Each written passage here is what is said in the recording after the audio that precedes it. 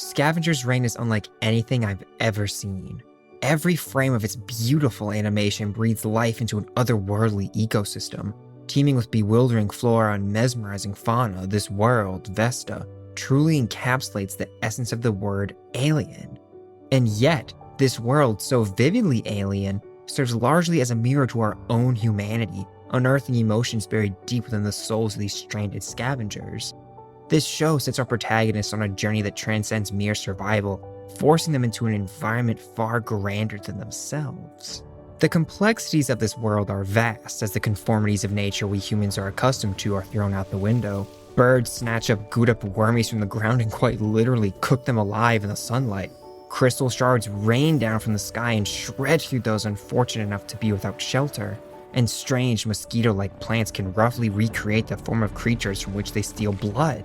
The way things are in Vesta is not just strange, it's a dizzying, dangerous ballet of survival, and our protagonists are the only ones dancing out of step, desperate to escape an environment in which they are the true aliens.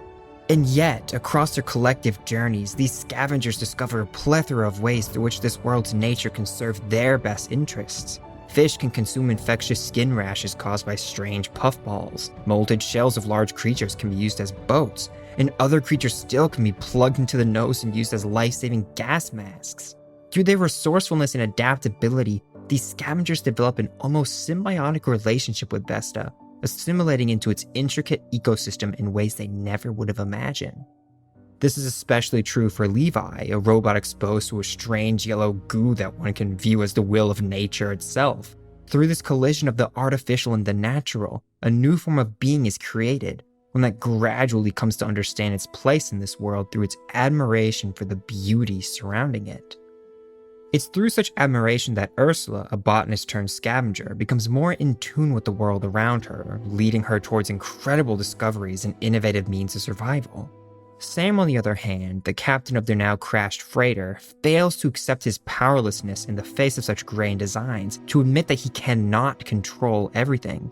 He fixates on that which he has control of, his own two legs, and marches towards his ship, a beacon of agency in a world that is anything but his. As such, he fails to take note of the little things around him, an oversight that puts him and Ursula both at risk. Among these hidden perils are creatures that invade unsuspecting hosts and siphon the vital essences of others for their own voracious gain. Parasites. Giant insects that sneak into jellyfish and feast upon their eggs, strange black seeds injected into hosts that slowly overtake them, and Hollow, a creature that traps others in a telekinetic trance for the sake of attaining food. These, almost exclusively, serve as the show's antagonists, as they disrupt the delicate balance of things.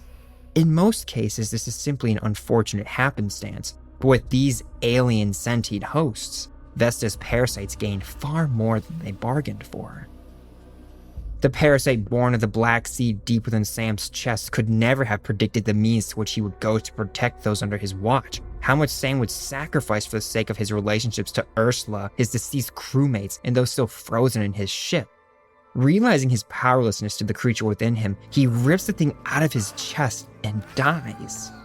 Yet, in this ultimate gesture, it isn't the sacrifice itself that defines these final moments of his life, but rather an epiphany of the beauty surrounding him, unlocked at last through this selfless act. Not everyone can make such an honorable choice, however. Others are imprisoned by their own selfish motives, a state of being that ultimately brings about only one emotion: regret. It is this feeling that plagues Cayman so greatly that it even overtakes his captor, the parasite Hollow. Cayman knows that the collapse of his relationship and the subsequent unraveling of his life were caused by no one but himself. His impulsive, self-centered choices not only doomed his own existence, but also led to the tragic demise of those aboard their freighter, colleagues, perhaps even friends, and most heartbreakingly, the love of his life. As Cayman falls deep into the depths of despair, unable to escape this immense guilt he feels, Hollow seeks out all tethers to this pain, intending to snuff them out. To the monstrosity these two have created, there is no hope, no way out of this feeling that leaves them, well, hollow. So the robot with the voice of his wife must be destroyed, and none still alive on the planet can stay that way. There is no hope, no point in scavenging, no reason to live. This feeling sparks a rage unlike anything else in the show, one that no character, regardless of their motivation or resolve in the moment, can defeat, save one. Levi, a oneness of their alien ship and this world's nature, living proof that the two can coexist, with the voice of Kamen's late wife, forces Kamen to confront the truth that yes, the world is a harsh place. It has crashing waves, blistering flames, dangerous parasites, and haunting regrets. But there's so much more than that. Just as we are but small parts of the world around us, so too are these feelings but small parts of us. To fixate upon them, just as it would be to fixate upon our seeming insignificance in the grand scheme, is a wasteful endeavor, depriving us of the experience of life's beauty. Of people, relationships, nature, and inner peace. We should not forget our past mistakes, no, for doing so is equivalent to ignoring the parasites that seek to harm us. But these should not become fixations.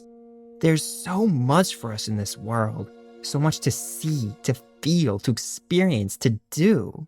Dwelling on our regrets, on this self-imposed despair, only robs us of the chance to explore the beauties that make this flawed world worth living in. So don't put so much stock in those regrets of years past, those harsh words you said or the important ones you didn't, how you tried too hard at that one thing or not nearly enough in the other. Again, don't forget these things. Every step of this dance we call life is important after all. Just be mindful of the little things. That's what we are, after all, little things. And that's okay. We're beautiful too.